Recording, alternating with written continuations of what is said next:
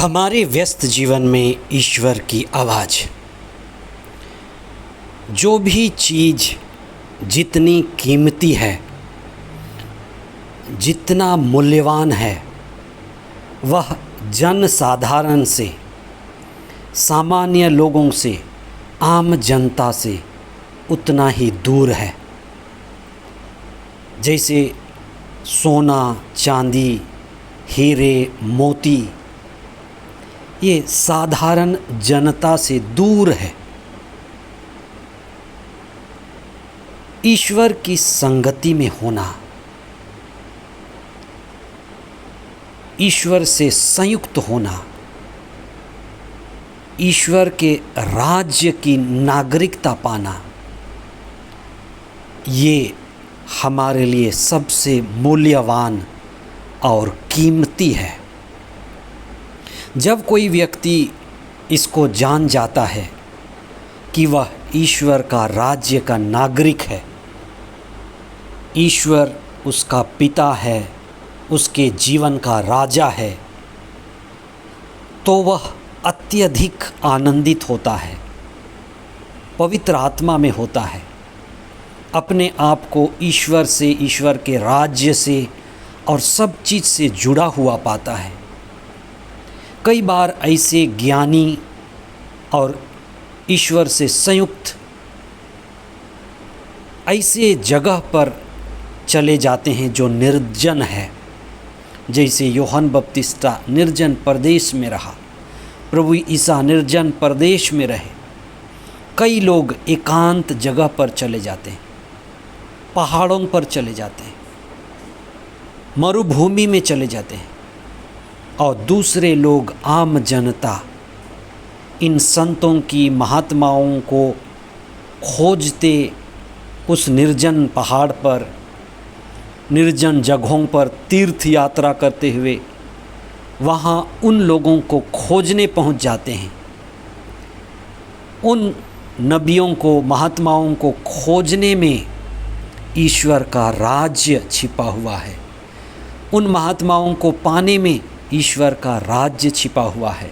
आज हम इस पर चिंतन करें। 30 जुलाई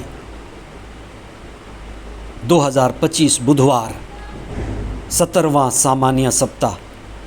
संत मत्ती का सुसमाचार अध्याय 13 पद संख्याएँ 44 से 46 तक और निर्गमन ग्रंथ अध्याय 39 पद संख्याएँ 29 से 35 तक।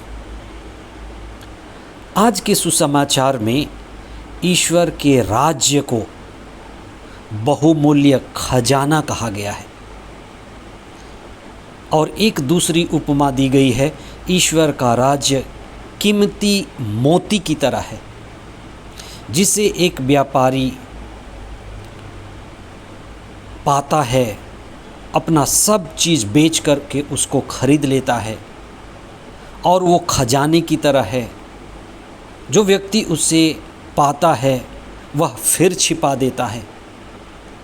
ये ईश्वर के राज्य के मूल्य के बारे में कहा गया है कि कहीं ना कहीं हमारे जीवन में खजाना है, कहीं ना कहीं हमारे जीवन में महत्वपूर्ण चीज़ हमसे छिपी हुई है, हमसे छीन गई है, जो है तो हमारी, लेकिन हम उसको पा नहीं पाए हैं। इसी कारण हम में से कई लोग अधूरा जीवन जी रहे हैं, अपूर्ण जीवन जी रहे हैं। प्रभु ईसा ने कहा कि तुम पूर्ण बनो जैसे तुम्हारा स्वर्गीय पिता पूर्ण है। ईश्वर के राज्य में होना पूर्णता का लक्षण है। पवित्र आत्मा की संगति में होना पूर्णता का लक्षण है। ईश्वर की नागरिकता, स्वर्ग की नागरिकता पा लेना ईश्वर के राज्य में होना है। इसलिए हम हैं तो राजकुमार, लेकिन हमारे पास से राज्य और नागरिकता छिपी हुई है। हैं हम तो पवित्र आत्मा की संगति में जीने वाले, लेकिन पवित्र आत्मा से वंचित हैं। हम ईश्वरीय राज्य के अधिकारी हैं। हम ईश्वरीय पिता और राजा के बेटे हैं, पर हम उनसे दूर हैं। आज इस पर चिंतन करें कि ईश्वर का राज्य मेरा ही राज्य है। ईश्वर के राज्य को मुझे समझना है। मुझे स्वर्ग के राज्य की चाबी चाहिए, कुंजी चाहिए। इसके लिए मुझे अपनी खोज बढ़ानी है, एक दिशा में लगातार। इसलिए अपने सुसमाचार में जो लेखकों ने लिखा, उनमें उन्होंने स्पष्ट किया कि ईसा की शिक्षा स्वर्ग राज की शिक्षा है। ईसा एक ही चीज़ लेकर के आए, ईश्वर का राज्य, और हमें उसी पर अपनी प्रज्ञा और समझ बढ़ानी है कि मैं ईश्वर की संगति में रहकर जीने के लिए बना हुआ हूँ। पवित्र आत्मा का आनंद और पवित्र आत्मा की संगति में होना मेरे जीवन को मूल्यवान बनाता है। हम प्रभु के वचन को बार बार पढ़ें, पवित्र आत्मा की संगति में होकर के पढ़ें, ईश्वर के राज्य के रहस्यों को समझने के लिए पढ़ें।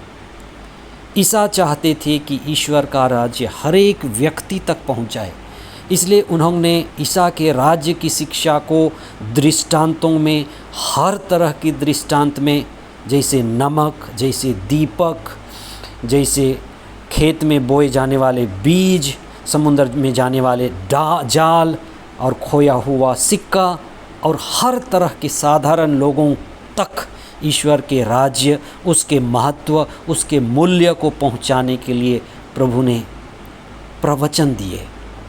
हम उन्हें समझ पाएं। सबसे पहले ईश्वर और उसके राज्य की खोज करें, स्वर्ग की दिशा में खोज करें, लगातार खोज करें, समर्पित होकर के खोज करें।